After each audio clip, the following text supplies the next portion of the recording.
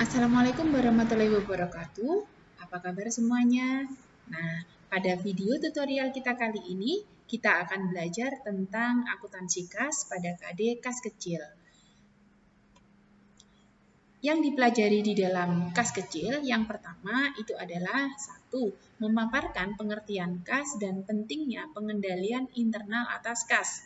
Sedangkan yang kedua, mengikhtisarkan prosedur dasar untuk pencapaian pengendalian internal atas penerimaan kas dan pengeluaran kas termasuk penggunaan sistem voucher. Nah, pengertian kas. Kas itu apa sih sebenarnya?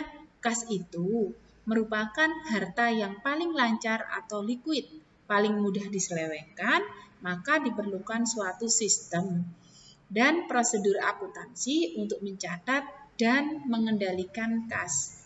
Kas juga bisa dikatakan sebagai alat pertukaran yang diakui oleh masyarakat umum dan oleh sebab itu merupakan dasar landasan yang kuat untuk dipakai sebagai alat pengukur terhadap semua kegiatan ekonomi di dalam perusahaan. Alat-alat pembayaran yang dapat diklasifikasikan sebagai kas, yang pertama harus dapat diterima umum sebagai alat pembayaran atau diterima oleh bank sebagai simpanan sebesar nilai nominalnya. Yang kedua, harus dapat digunakan sebagai alat pembayaran untuk kegiatan sehari-hari. Jenis-jenis kas yang termasuk kas, yang pertama ada uang kartal. Uang kartal itu bisa logam, bisa uang kertas. Kemudian ada cek giral, bisa cek atau traveler cek. Wesel bank, wesel pos, terus bisa simpanan di bank, bisa berupa giro, tabungan, atau valuta asing. Yang tidak termasuk kas, itu ada cek mundur, cek kosong, deposito berjangka, money order, compensating balance, dan bank garansi. Sifat dan karakteristik kas. Yang pertama, kas mempunyai sifat yang aktif tetapi tidak produktif. Yang kedua, kas atau uang tunai tidak mempunyai identitas kepemilikan dan mempunyai sifat yang mudah dipindah tangankan. Pentingnya pengendalian kas untuk perencanaan arus kas, pengendalian penerimaan dan pengeluaran kas, pengendalian kas melalui kas kecil, dan rekonsiliasi bank. Pada sistem pengendalian internal kas, fokus utama pengendalian kas itu ada di administratif and accounting control yang secara umum terdiri dari satu, menyediakan kas yang cukup untuk operasi perusahaan sehari-hari atau likuiditas. Yang kedua, menghindari terjadinya kas yang menganggur atau idle money. Yang ketiga, mencegah terjadinya kerugian-kerugian sebagai akibat dari adanya penggunaan terhadap kas. Sistem pengendalian intern meliputi semua sarana, alat, dan peraturan-peraturan yang digunakan oleh perusahaan dengan tujuan satu, mengamankan dan mencegah terjadinya pemborosan, penyalahgunaan dan ketidakefisiensian dari sumber ekonomi yang dimiliki perusahaan. Yang kedua, menjamin ketelitian dan dapat dipercayainya atau reliability keberadaan data operasional dan akuntansi yang dihasilkan. Yang ketiga, mendorong terjadinya efisiensi operasi dan dipatuhinya kebijakan manajemen. Pada pengawasan kas, sistem pengawasan intern suatu perusahaan berbeda dengan perusahaan lain karena bentuk dan jenis perusahaannya bermacam-macam. Secara otomatis, kalau perusahaannya berupa PT atau CV, secara otomatis pada sistem pengawasan internnya pasti berbeda. Nah, pengawasan terhadap kas dapat dilakukan terutama dalam hal penerimaan kas dan pengeluaran kas. Prosedur-prosedur pengawasan pada penerimaan kas, yang pertama harus ditunjukkan dengan jelas fungsi-fungsi dalam penerimaan kas. Dari setiap penerimaan kas harus segera dicatat dan disetor ke bank. Yang kedua, diadakan pemisahan fungsi antara pengurusan kas dengan fungsi pencatatan kas. Yang ketiga, diadakan pengawasan yang ketat terhadap fungsi penerimaan dan pencatatan kas. Selain itu, setiap hari harus dibuat laporan kas. Secara otomatis, kalau kita memegang dana kas kecil, apa yang kita keluarkan hari ini, kita juga wajib melaporkan hari ini. Prosedur-prosedur pengawasan pada pengeluaran kas yang pertama, 1. Pengeluaran uang menggunakan cek kecuali untuk pengeluaran kas kecil dibayar dari kas kecil.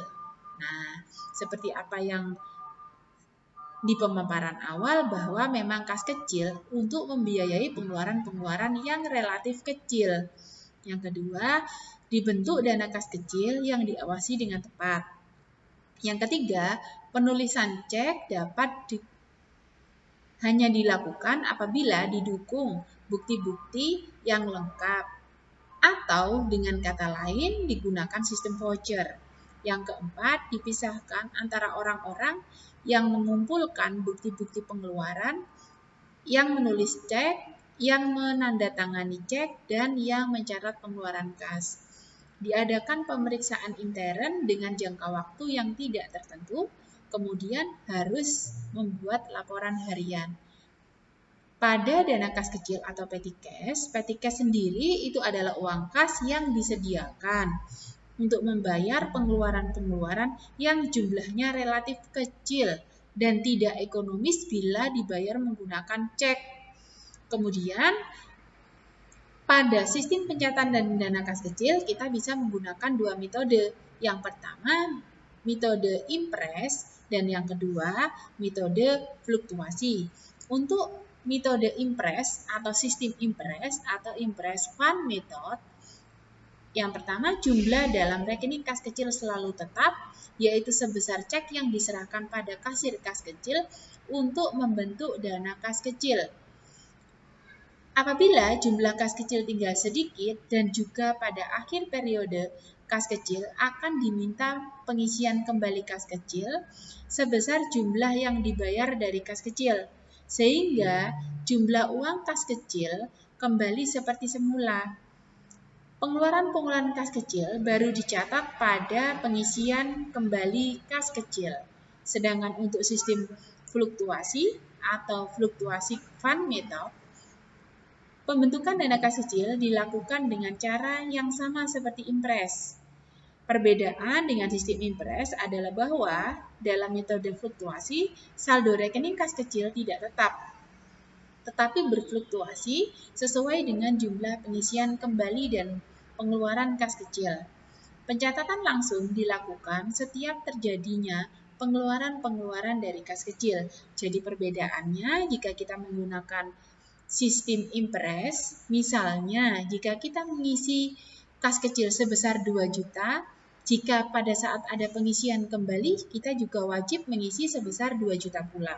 Tetapi jika kita menggunakan metode fluktuasi, misalnya kalau kita pada saat pengisian kembali kas kecil atau pada saat pengisian kembali kas kecil di awal maksudnya sebesar 1 juta, pada saat ada pengisian kembali kas kecil di tanggal 5 atau tanggal 10 misalnya, itu sebesar berapa pengeluaran kita setelah tanggal 1 pada saat pengisian. Nah, kita lihat di perbedaannya dulu.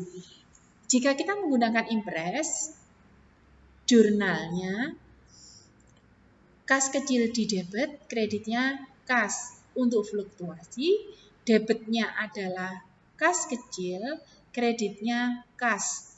Untuk impress, pada saat ada pengisian atau pemakaian, tidak ada jurnal. Untuk fluktuasi, debitnya adalah beban, kreditnya kas kecil.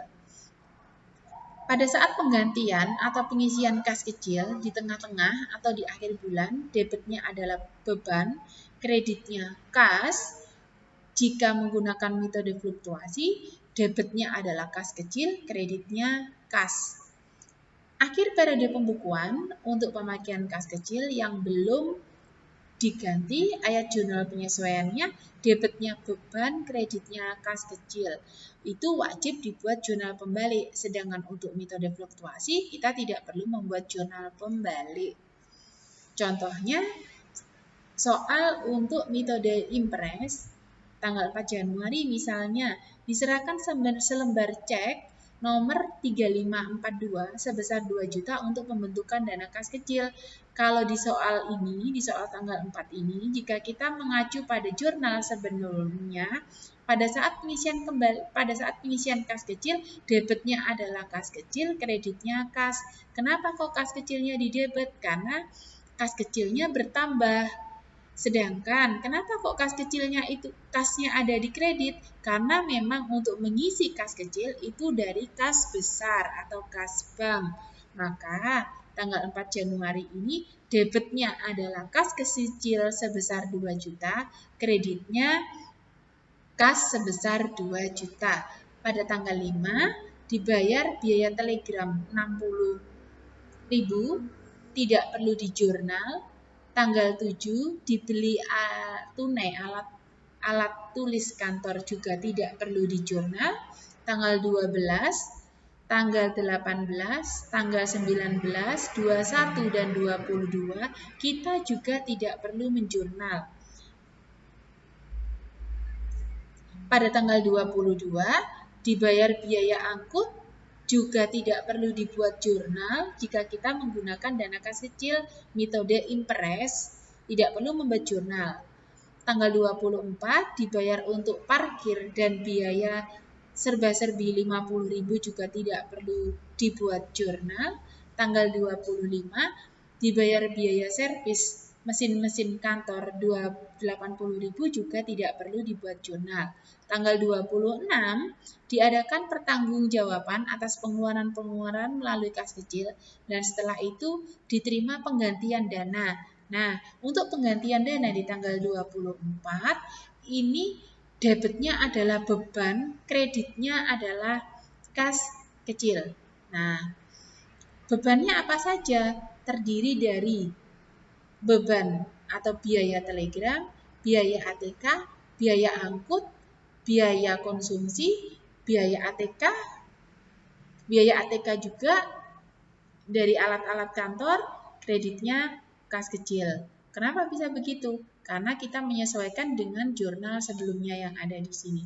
Debitnya beban semua, kreditnya adalah kas. Karena untuk penggantian kas kecil. Berbeda jika kita menggunakan metode fluktuasi. Jika kita menggunakan metode fluktuasi, untuk semua biaya-biaya wajib dibuat jurnal. Contohnya tanggal 5 Januari, misalnya ada biaya telegram 60.000, debitnya adalah biaya telegram, kreditnya adalah kas kecil. Tanggal 7 juga sama, debitnya adalah biaya ATK, kreditnya kas kecil 96. Tanggal 12 juga sama, debitnya biaya angkut, kreditnya kas kecil jika kita menggunakan metode fluktuasi. Kalau metode impres, kita tidak perlu membuat jurnal. Kita membuat jurnal adalah pada saat pengisian kembali kas kecil. Nah, jika saldo dana kas kecil terlalu kecil atau terlalu besar, kita wajib membuat jurnal. Yang pertama, saldo dana kas kecil terlalu besar. Misalnya, saldo dana kas kecil ditetapkan sebesar 2 juta. Tetapi pemegang kas kecil merasa jumlah kas kecil terlalu besar sehingga meminta pengurangan saldo kas kecil sebesar 500.000. Berarti saldo dana kas kecil yang baru menjadi 1.500.000. Jurnalnya adalah debitnya adalah kas 500.000, kreditnya adalah dana kas kecil.